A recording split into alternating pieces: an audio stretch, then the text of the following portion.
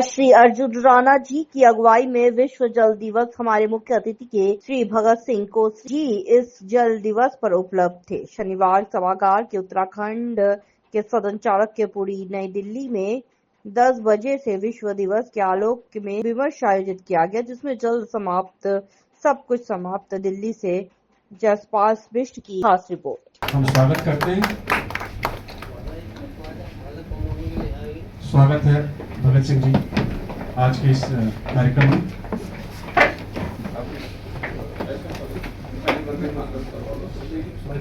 सबसे पहले राष्ट्रीय गीत शुरू करेंगे। इसको भर पुष्प भेंट करके हमारे अतिथियों का स्वागत करें। माननीय कोश्यारी जी का, माननीय नरेश बंसल जी का, और जो हमारे यहाँ के संस्था के साउथ दिल्ली के अध्यक्ष हैं चौधरी दुर्गा प्रसाद जी, आपसे और महामंत्री बराती लाल जी, दोनों आदमी एक साथ आ जाए और वो भी जल्दी से स्वागत कर रहे हैं, क्योंकि फिर समय नहीं मिल पाएगा। चौधरी दुर्गा प्रसाद जी, बराती लाल जी, दोनों हमारे अतिथियों का स्वागत करेंगे। और इसी कड़ी में अर्जुन राणा जी, जो हमारे यहाँ वरिष्ठ नेता हैं और हमारी आवाज को बुलंद भी कर रहे हैं उत्तराखंड समाज की, आपसे भी कहूंगा कि अपने विचार रखें।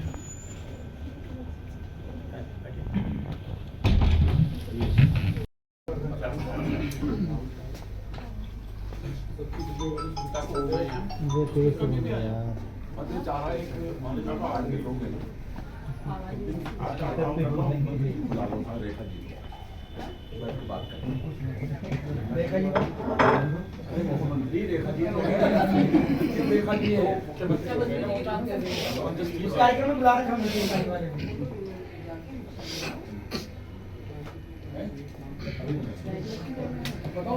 अलग से बात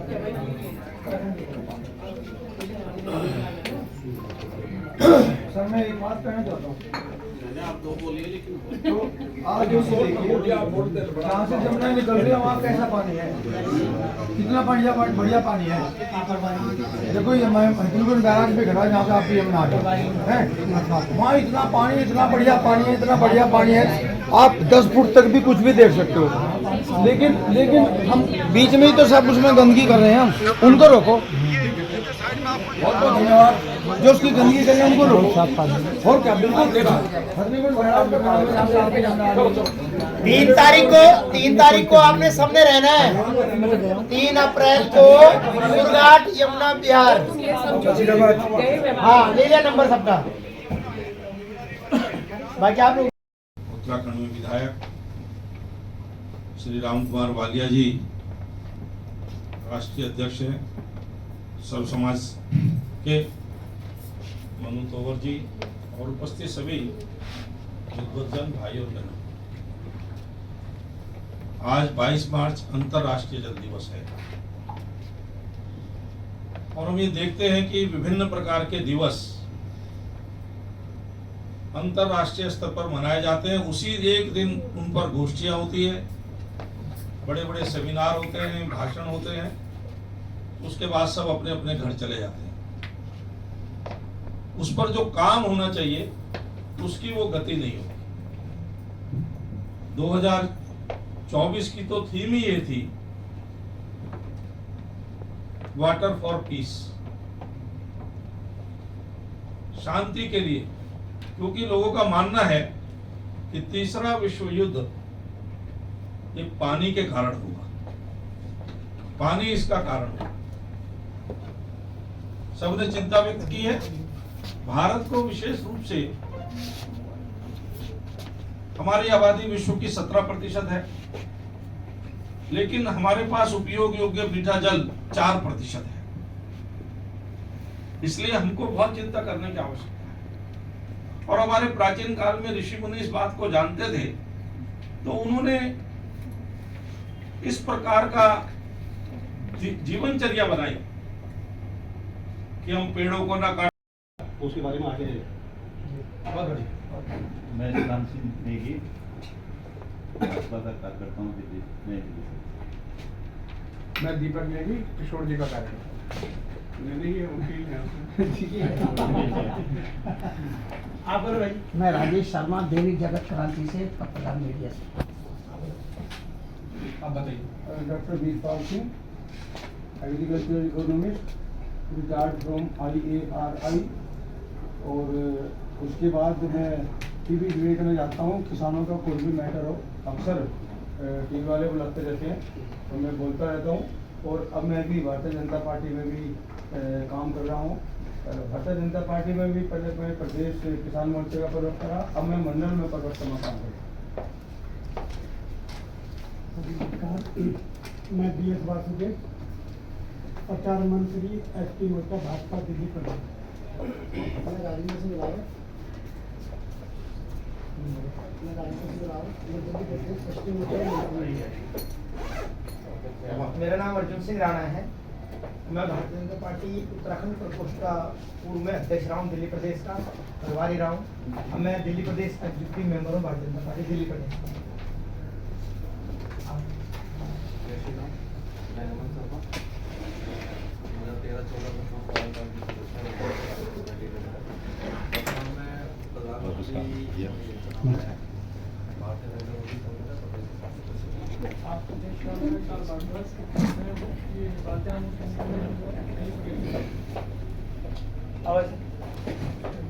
मैं शमशाद अली, आप मैं मीडिया के साथ आया हूँ।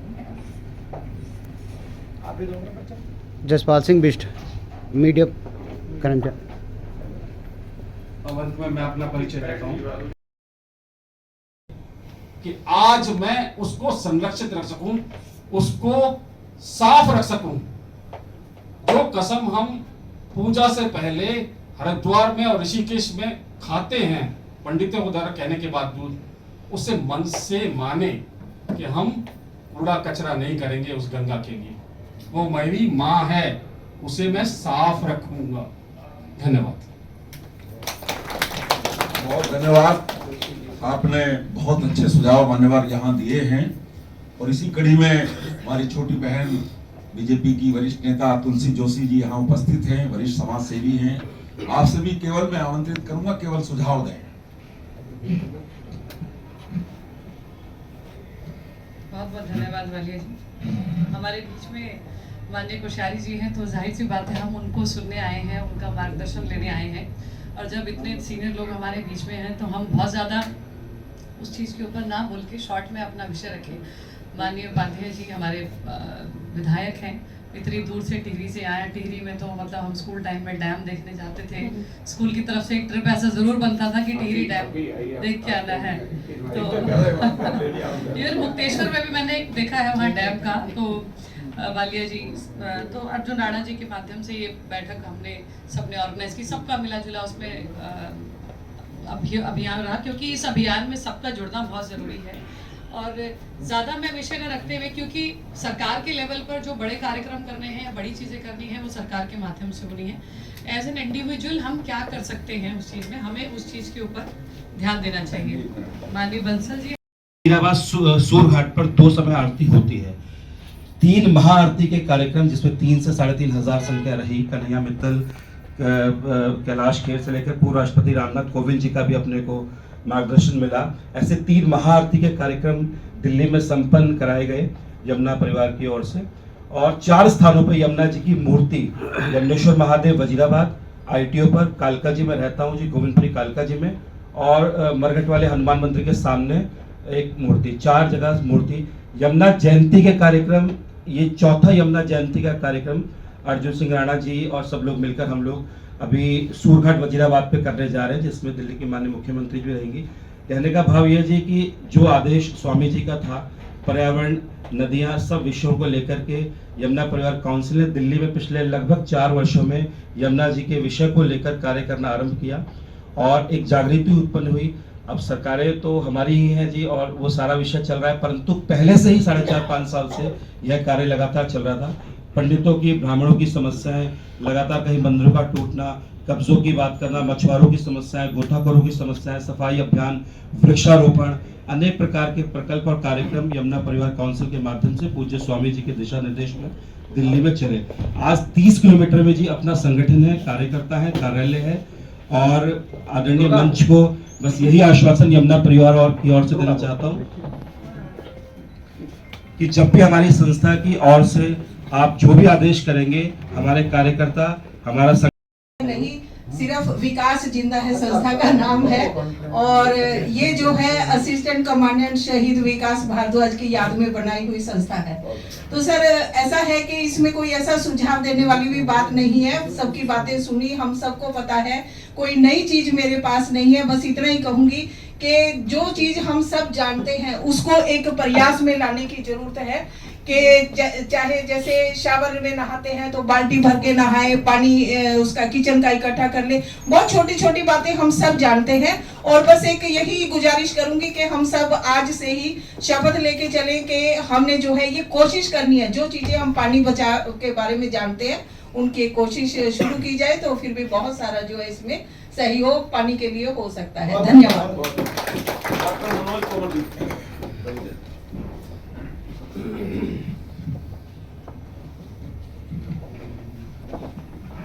आज इस विश्व जल दिवस के अवसर पर भारतीय सब समाज द्वारा आयोजित इस सुंदर कार्यक्रम में आए हमारे माननीय कोश्यारी जी, माननीय नरेश बंसल जी, किशोर उपाध्याय जी और हमारे बड़े भाई वालिया सहित सभी श्रेयजनों को मैं नमन करता हूं।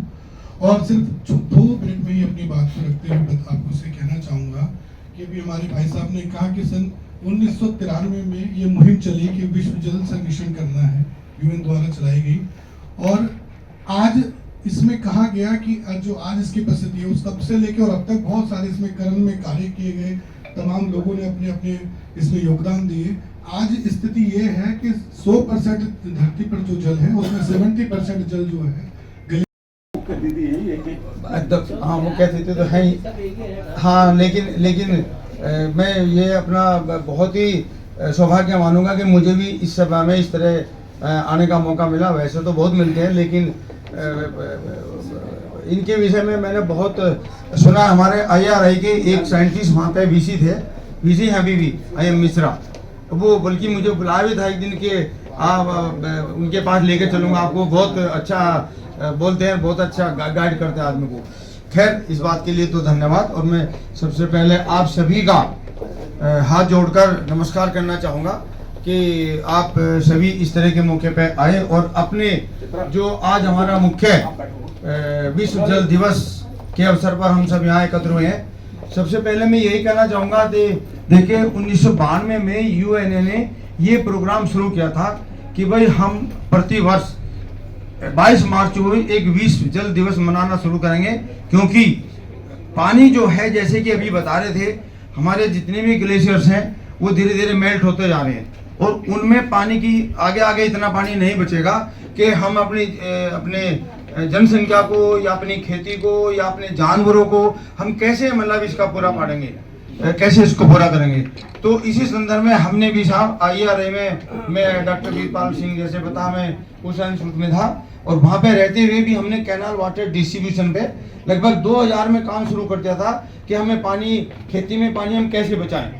तो हमने कैनाल जो ईस्टर्न यमुना कैनाल है इतने गुण बैराज से आगे दिल्ली में खत्म हुई है, उसी के पानी पर हमने बहुत बड़ी पानी की रिसर्च की है कि 4 प्रकार के किसान हैं। एक किसान जो केवल नहर पे पानी की खेती कर रहा है स्टे करके, वो प्रति हेक्टेयर कितनी पैदावार ले रहा है, कितना प्रति हेक्टेयर उसको इनकम हो रही है।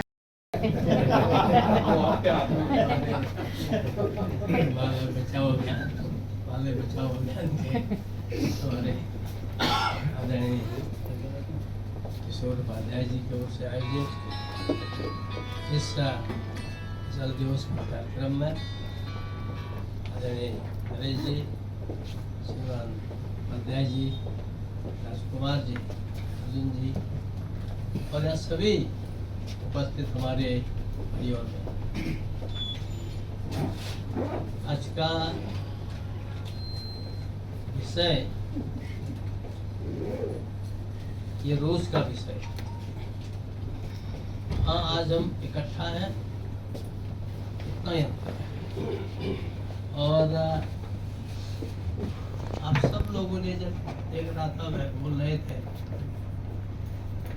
तो हर एक ने विशेष करके नरेश जी ने, गीता जी ने और कुछ लोगों ने व्यवहारिक बात बताई कि हम छोटा छोटी बचत कैसे कर सकते हैं। ये जो जल दिवस मनाया गया है, हम उस देश के वासी हैं जिस देश में कोई भी पुण्य काम करना होता है तो उस पुण्य काम में गंगा जल न हो तो किसी भी नदी का न, तो उसमें गंगे यमुने सरस्वती बोल करके, गोदावरी बोल के उससे हम अपने कार्यक्रम को शुरू करते हैं। यानी वायु भी है, अग्नि भी है और भी पांचों तत्व है, लेकिन हम जब काम शुरू करते हैं तो उसमें जल की होती और एक प्रकार से हमारे यहाँ आदिकाल से हमारे शास्त्रों में नद्यों मात्रा, नदियाँ ये माता है ऐसा बोला जाता है। आजकल प्रदूषण की बहुत बात करते हैं, जब बड़े बड़े जैसे ऐसे हमारे ऐसे लोग जब मुझे बोलते हैं भारत माता की, चारों धाम की, यमुना मैया की। मंच पे विराजमान उत्तराखंड के पूर्व मुख्यमंत्री, महाराष्ट्र के राज्यपाल, भारतीय जनता पार्टी के बहुत वरिष्ठ नेता, हम सबके मार्गदर्शक संरक्षक आदरणीय भगत सिंह कोश्यारी जी, मंच पे विराजमान उत्तराखंड के पूर्व संगठन मंत्री, राज्यसभा एमपी, वर्तमान में राष्ट्रीय कोषाध्यक्ष, भाजपा के बहुत ही वरिष्ठ नेता, हम सबके संरक्षक आदरणीय नरेश बंसल जी, मंच पे विराजमान पूर्व प्रधानमंत्री के ओएसडी, उत्तराखंड के उद्योग मंत्री, प्रदेश अध्यक्ष, वर्तमान विधायक बड़े भाई किशोर उपाध्याय जी, मंच पे विराजमान पूर्व मंत्री उत्तराखंड सरकार जो कांग्रेस में रहे और भाजपा में रहे आदरणीय वालिया जी, आदरणीय सुप्रीम कोर्ट के लॉयर, हमारे छोटी बहन जो निगम पार्षद रही हैं, जॉन चेयरमैन रही हैं, स्टैंडिंग कमेटी की चेयरमैन रही हैं, आदरणीय तुलसी जोशी जी, कपिल गर्ग जी जो कि बहुत बड़ा काम यमुना मैया की आरती करते हैं और 3 तारीख को यमुना मैया का बहुत बड़ा जन्मोत्सव है सुरघाट में, आप भी सब उसमें सादर आमंत्रित हैं।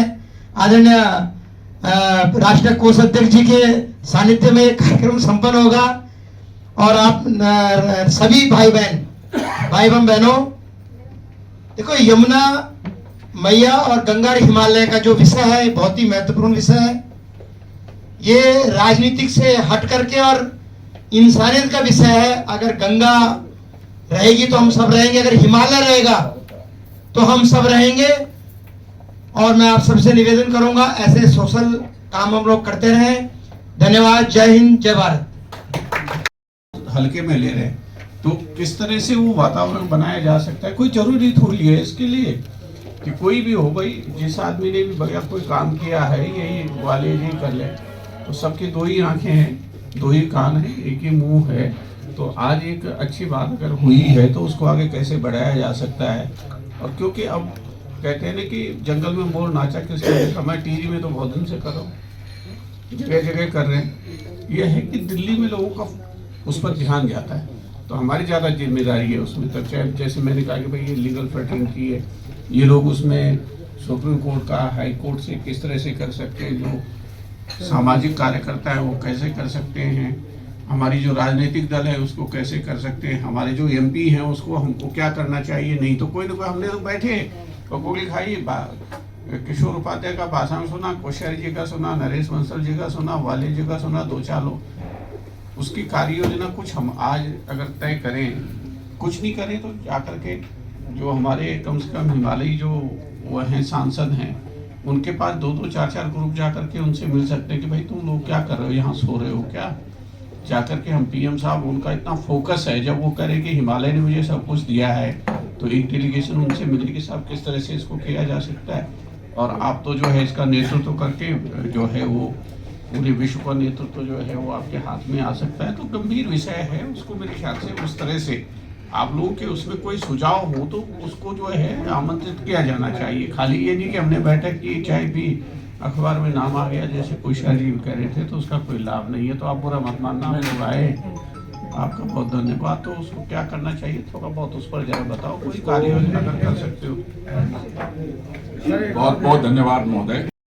और इसी स्वागत करेंगे जी आपका, करिए करिए।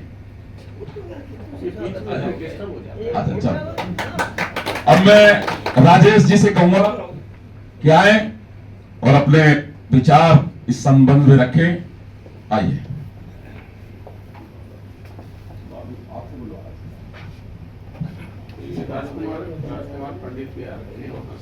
परम आदरणीय कोश्यारी जी, बंसल जी, किशोर उपाध्याय जी, सभी गणमान्य अतिथि जो इस सभा को सुशोभित कर रहे हैं, मैं सबका स्वागत करता हूँ।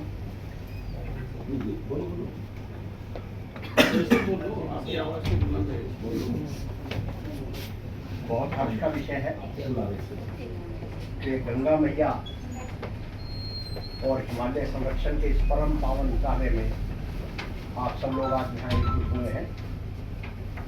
मेरा सौभाग्य ये है कि किशोर जी के नेतृत्व में और श्री सुंदरलाल भोगना जी के नेतृत्व में हम लोगों ने लगभग आज से 15 वर्ष पूर्व ये शुरू किया था आह्वान के नाम से एक ऐसा कार्यक्रम जो कि मैं समझता हूँ कि आज भारत का ही नहीं पूरे विश्व के लिए बहुत चिंता का विषय है। और आज हमें कोश्यारी जी का, बंसल जी का आशीर्वाद जो मिल रहा है इस कार्यक्रम में, इससे हमारा जो है मनोबल और बढ़ गया है। और मुझे लगता है कि इस काम को अपने अंजाम तक पहुंचने में ज़्यादा समय नहीं लगेगा। सब लोगों का ध्यान जो है इस पर जाएगा। आज ये जितने ग्लेशियर पिघल रहे हैं, पर्यावरण के लिए जितना बड़ा संकट है, माननीय प्रधानमंत्री जी ने भी पिछले एक हफ्ते में 2 बार जिक्र किया है कि हिमालय का उनके जीवन में कितना बड़ा महत्व है। अभी मैं महेश जी से रास्ते में यही जिक्र कर रहा था कि नदियाँ पूरे विश्व में, एक भारत ही ऐसा देश है जहाँ पर नदियों का हमेशा जो है उसकी पूजा होती आई है। उनका महत्व जो है, हमारे सारे धार्मिक अनुष्ठान, हमारे सारे जो पर्व हैं वो नदियों से जुड़े हुए हैं। इतना बड़ा महाकुंभ का जो अभी आयोजन हुआ, इससे पूरा विश्व जो है उसने देखा है कि भारत के लिए नदियों का कितना महत्व है। मैं ज़्यादा ना बोलते हुए, बहुत गणमान्य लोग बैठे हैं और उनके विचार सुनने का ये समय है। मैं आप सबसे अनुरोध करूंगा कि इस परम पावन कार्य में इसी तरह से एकजुट होकर लगे और इस विश्व को बचाएं। आने वाली संतति जो है, आने वाला जो समाज है, उसको हम बहुत सुंदर पृथ्वी, आज जल दिवस भी है, उसकी सबको शुभकामनाएं। एक बहुत सुंदर पृथ्वी हमारे को जैसे हमारे पूर्वजों से मिला, वो हिमालय, वो गंगा, वो सभी नदियाँ हमें उसी रूप में अपने आने वाली संतति को हम दे पाएं, ऐसा मेरा एक आप लोगों से निवेदन है कि इस काम में हम जुटे और कोश्यारी जी के आशीर्वाद से, बंसल जी के आशीर्वाद से हम इस काम को कर पाए। बहुत बहुत धन्यवाद। बहुत बहुत धन्यवाद। बहुत बहुत धन्यवाद। बिना भोजन के उसको मरते हुए देखा है। मैंने वहाँ की बहुत सी वनस्पतियों को मरते हुए देख रहा है और मैं अपने सामने यमुना को और गंगा को मरते हुए देख रहा हूँ। क्योंकि अगर उस संवेदनशीलता से नहीं बात करेंगे तो मेरे ख्याल से कुछ नहीं होने वाला है। आज जो है ये यहाँ पर ममता जी हैं, ये तो बहुत वरिष्ठ नेता हैं और उत्तराखंड आंदोलन में तो इनका बड़ा योगदान रहा।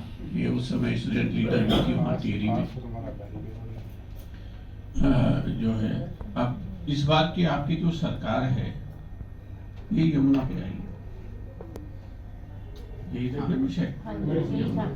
जब उत्तराखंड आंदोलन में मैं अकेला आदमी था जो अपनी पार्टी के खिलाफ गया, बल्कि अब उत्तराखंड आंदोलन शुरू करवाया, इंद्रमणि बरुनी जी से, राजेश पायलट जी से मिलवाया। तो उन्होंने कहा कुछ इनसे शुरू करवाओ। तो मुझे जो है, मैं 13 दिन रहा हड़ताल पे। आपको ये तो जंतर मंतर को कही, ये AICC के अंदर और प्रधानमंत्री थे नरसिम्हा राव जी। तो जब उन्होंने मुझे बुलाया, कहा कि भाई तुम, हमारी तो पार्टी का वो है नहीं है, एजेंडा नहीं है। मैंने कहा हमको अपने लिए उत्तराखंड नहीं चाहिए, हमको इसलिए चाहिए कि जब आप 1971 में दिल्ली आए तो उस समय यमुना की स्थिति क्या थी। हम जब 1 नंबर अकबर रोड पर और 1 नंबर सफदरजंग रोड पर जहाँ प्रधानमंत्री रहते थे तो वही पानी जो है एनडीएमसी का तब तो नहीं था, आरओ जो दिल्ली में रहे उसका, और वही पानी पीते थे और 24 घंटे पानी आता था कि नहीं आता था जो दिल्ली में रहने वाले लोग, है ना।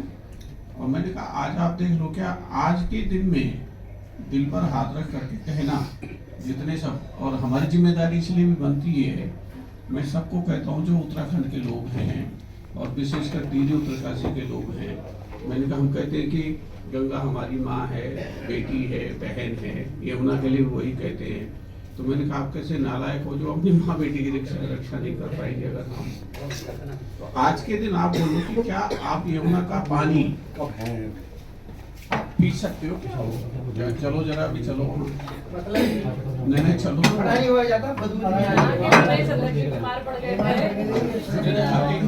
अभी यही आईटीओ पे चलो और वहीं पर जरा आप। तो मैंने उनको कहा कि ये दिल्ली जिंदा रहे, ये है ना हिंदुस्तान की राजधानी, ये जिंदा रहे, ये क्योंकि हमको पहाड़ का एक एक इंच जो है वो नियोजन करना पड़ेगा, प्लानिंग करनी पड़ेगी। इसलिए मैं आपसे कह रहा था कि भाई यमुना के बारे में आप अगर कह रहे हो, आज अच्छी बात क्या है कि आज हमने यहाँ पर जो हिमालय गंगा बचाओ जो हमारा अभियान है, साथ में ये जो हमारा सर्व समाज का वो है कि आज प्रधानमंत्री जी भी कह रहे हैं, आपके माननीय मुख्यमंत्री जी भी कह रही है, रेखा जी, सबसे बड़ा आपके सामने वो है कि यमुना को कैसे आप साफ करो। उसकी मैंने जब ये महाकुंभ वाला हुआ तो मैंने योगी जी से बात भी की और उनको चिट्ठी लिखी कि मैंने कहा सबसे पहले आप जो है ना ये जो कानपुर में जितने हुए हैं टेंडरीज हैं उनको बंद करो, नहीं तो गाय का चमड़ा उसी में वो करके धो करके और आप वहाँ पर नहा रहे प्रयागराज में।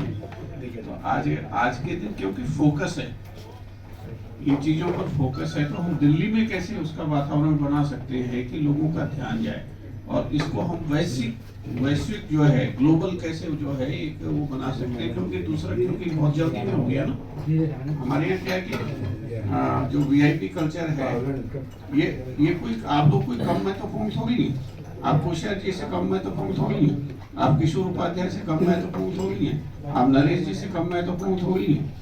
लेकिन सवाल ये है कि वो जो होता है वीआईपी कल्चर उसमें बाकी चीजें हम भूल जाते हैं, हमारा फोकस वही हो जाता है सारा का सारा। इसका सेकंड पार्ट ये है कि आप कैसे फायदा उठा सकते हो। जो वैज्ञानिकों का वो गूगल पर है आजकल, तो गूगल के अलावा जो है एआई आ गया, उसके ग्रोक आ गया, कई चीजें आ गई है, उसमें आप जा सकते हो, कह सकते हो, पूछ सकते हो उससे कि कितने दिन तक गंगा यमुना में पानी रहेगा। उसका सेकंड पार्ट ये कह रहा है कि जो भारत के फायदे की बात है कि आपका जो जितने विकसित देश हैं इंक्लूडिंग अमेरिका, सबसे पहले सिंगापुर डूबने जा रहा है 20-25 साल में, वो उधर डूबेंगे, जापान डूबेगा, सारा डूबेगा और इधर जो है सूखा पड़ेगा हिमालय के आसपास। तो पूरी की पूरी जो है जो अभी बल्कि हिंदुस्तान ने उस पर बड़ा भारी जो है शेखर ने वो लिखा कि मुंबई वालों को सबसे बड़ी चिंता करनी चाहिए। उन्होंने ये कहा कि देखो भाई बच्चों, नदी में पेशाब नहीं करना चाहिए, उसमें पाप लगता है। तो हम लोग बच के रहते थे, नदी में कभी पेशाब नहीं करते थे। और उसके हमारे जो पूर्वज थे वो बहुत होशियार थे, उनको पता था कि एक बार अगर जगत गुरु बन जाओ तो नीचे भी आना, उनको पता था कि एक बार एवरेस्ट में चढ़ जाओ फिर नीचे भी आना पड़ेगा। हमारे राजनेता आजकल इसको समझ ही नहीं रहे, अगर समझ जाए तो आधा ठीक हो जाए, वो सोचते चढ़ गए तो चढ़ते रहे, हम कभी उतना ही नहीं। इतने मुश्किल ये ऐसा है कि उन लोगों ने हमारे हर एक चीज को पाप और पुण्य से जोड़ दिया। उन्होंने कहा पानी में पेशाब करोगे तो पाप लगेगा। तो ये जो भावना अर्थात का प्रकृति को बचाने के लिए नदी का पानी स्वस्थ रहे, हमारे तालाब का पानी स्वच्छ रहे, तो इसके लिए ये सारा जो हमारे प्राचीन लोगों ने जो पता था उनको कि देश की गुलाम हो सकता है, ये हमेशा चंद्रगुप्त मौर्य अशोक का जमाना नहीं हो सकता, हमेशा राम का जमाना नहीं हो सकता, कृष्ण का नहीं हो सकता है। तो ऐसे वो जो समझदार लोग थे, तो उन्होंने इस ढंग से हमारे गांव के लोगों को समझाया है कि भाई देखो, ये जो तुलसी है इसकी पूजा करो, तो पूजा करने से आप पूजा करो। हाँ, हमारे भाषण में बहुत सुना तो ये हमारे पूर्वजों ने एक प्रकार से हर एक चीज को और धर्म से जोड़ा, पाप और पुण्य से जोड़ा। उसके कारण से सामान्य आदमी ये कोशिश करता था कि मेरी वजह से हमारी प्रकृति को खराबी न हो, लेकिन अब चूंकि धीरे धीरे सब भोगवादी हो गए, तो इस भोगवादी कंज्यूमरिज्म जब आ गया है तो स्वाभाविक है कि कंज्यूमरिज्म आने से आप प्रकृति का एक्सप्लॉइटेशन करेंगे ही करेंगे, आप इससे बच नहीं सकते हैं। यानी अभी सब लोग बोलते हैं कि साहब यहाँ पर्यावरण ही बिगड़ गया, यहाँ फला बिगड़ गया, ये हो गया, वो हो गया। अभी जो अंतरिक्ष में जा रहे हैं वो कितना बिगाड़ेंगे इसकी किसी ने कल्पना नहीं की। तो हम आज केवल जल पर बात करने के लिए आए हैं। तो हमारा जो मिशन है इसको हम में से कितने लोग एज ए मिशन लेते हैं? होता क्या है, हम भी घूमते हो गए, बड़े बड़े सेमिनार होते हैं, कॉन्क्लेव्स होते हैं और बड़ी चर्चाएं होती हैं, बड़े बड़ी किताबें छप गई, बरसों से छप रही हैं और बरसों से भाषण हो रहे हैं। आप तो सीधे मैसेज बड़े हुए हैं। अरे हम कहते हैं आप अगर किसान है को कुरुक्षेत्र में चले जाओ, आचार्य देवव्रत जी ने कैसे प्राकृतिक खेती, कैसे पानी को बचाया जाता है उसका उन्होंने एक उदाहरण प्रस्तुत किया। और प्रधानमंत्री जी उनसे इतने खुश हैं कि पहले वहाँ हिमाचल भेजा, अपने राज्य में भेजा, तो वहाँ उन्होंने प्राकृतिक खेती विश्वविद्यालय खोला। यानी हम लोग उत्तराखंड में कितने लोग आप में से ऐसे हैं जिन्होंने अटाल गांव जाकर के पद्मश्री प्रेमचंद शर्मा का एक गाय के गोमूत्र से और उसी से आपका खाद का भी काम, उसी उसमें से उन्होंने एक सिंचाई का भी काम, एक गाय से कैसे 5 एकड़ तक का भी काम करना। मैं वहाँ बहुत भेजता रहता हूँ लोगों को, पता नहीं उपाध्याय जी मिले होंगे, वहाँ जाना चाहिए, तब देखना चाहिए इस पहाड़ का भी आदमी उस कला में कैसे कर रहा है। तो हम पहले ये कोशिश करें कि जो ऑलरेडी इस समय काम कर रहे हैं, बहुत से लोग काम कर रहे हैं।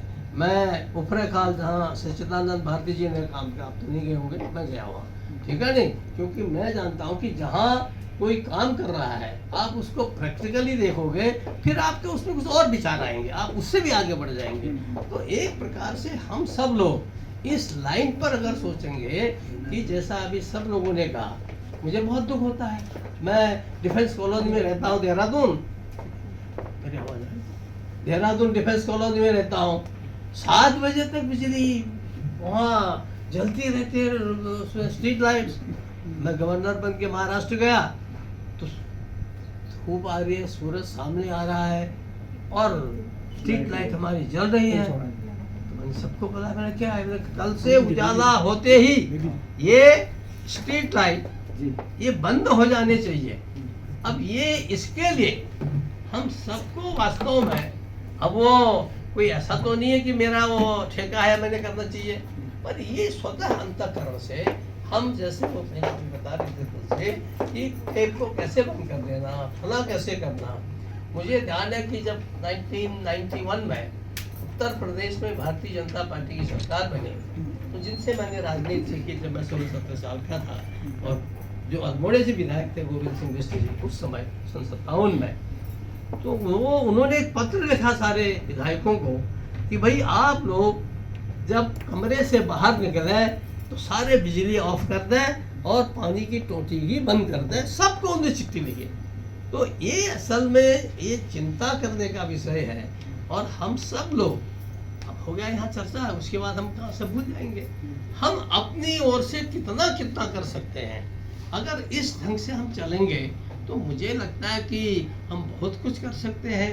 और रेन हार्वेस्टिंग की बात चली है, अब कितने लोग उसको कर रहे हैं। अगर जैसे प्रधानमंत्री ने सौर ऊर्जा की बात की, तो बहुत लोग आजकल सोलर पैनल लगा रहे हैं, बना कर रहे हैं, बचत कर रहे हैं देश के उसके लिए, हमारे लिए।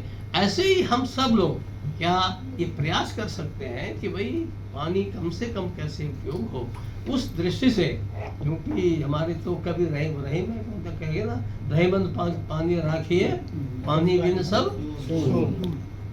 तो ये जो पानी है, ये सारे कवि लेखक पूरे आदिकाल से लेके आज तक, अगर आप ऋग्वेद पढ़ेंगे तो ऋग्वेद के उत्तराखंड के जो मध्य हिमालयी क्षेत्र है, मध्य हिमालयी क्षेत्र में जितने देश हैं, खाली उत्तराखंड या भारत ही नहीं, भूटान से लेके नेपाल से लेकर के उन देशों में भी अच्छा काम कर रहे हैं, और नेपाल में तो बहुत ही अच्छा काम आप कर रहे हैं। तो आपका मैं यहाँ पर बहुत बहुत अभिनंदन करता हूँ, बहुत बहुत स्वागत करता हूँ। नाम सब ले लिए, और कल ही जो है शाम को हम मिले थे और वालिया जी मिले थे।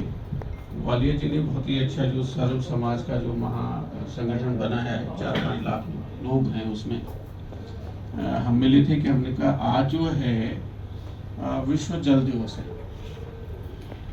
और विश्व जल दिवस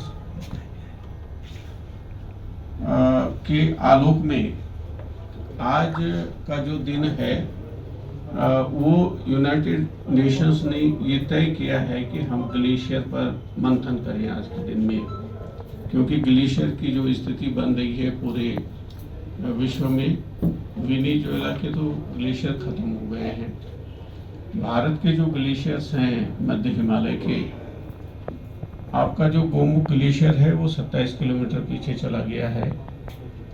हिमालय पर 1/3 बर्फ बची हुई है, और जो सबसे बड़ी जो चोटी है हिमालय की, यहाँ ओम पर्वत भी आपको दिखाई दे रहा है सामने, ओम पर्वत पर इस बार जो है वो बर्फ ही नहीं बना, तो ओम ही जो है वो गायब हो गया। एवरेस्ट का अभी हर साल जो है 150 मीटर उसमें बर्फ का घनत्व कम हो रहा है। जो बंदरपूंछ है, जहाँ से गंगा और यमुना दोनों नदियाँ निकलती हैं, और ये जो हमारा भारत का, हमारे देश का, हमारे राष्ट्र का दिल है दिल्ली, अगर यमुना का जल न हो, और इस बार बड़ी भूमिका रही यमुना की इस बार के चुनावों में, और जो गंगा है, खाली ये मत समझिए कि खाली यमुना से ही, बल्कि जो गंगा है, जो टिहरी बांध है, जो मेरा विधानसभा क्षेत्र भी है, तो मैं आदमी कोश्यारी जी तो खैर उसके पुरोधा हैं, जो हिमालयी विषय हैं, जल के विषय हैं, पर्यावरण के विषय हैं। दिल्ली में भी 300 क्यूसेक पानी हर दिन जो है वो टिहरी बांध से आता है, तब आपकी जितनी पूरी पूर्वी दिल्ली है तब उसका जीवन चलता है, और बाकी जो है वो यमुना से चलता है। तो जो बंदरपूंछ है इस बार वो एकदम काली हो गई थी, जैसे सामने ओम पर्वत में आप नीचे वाला हिस्सा देख रहे होंगे ना, तो उस तरह से वो उनका जन्म स्थान है माँ गंगा और यमुना का। तो ये पूरे स्विट्जरलैंड के बारे में भी ये है कि 15 साल के भीतर जो है वो भी बिल्कुल वीरान हो जाएगा, जो अभी लेटेस्ट रिपोर्ट है, आप चाहें तो गूगल भी कर सकते हैं।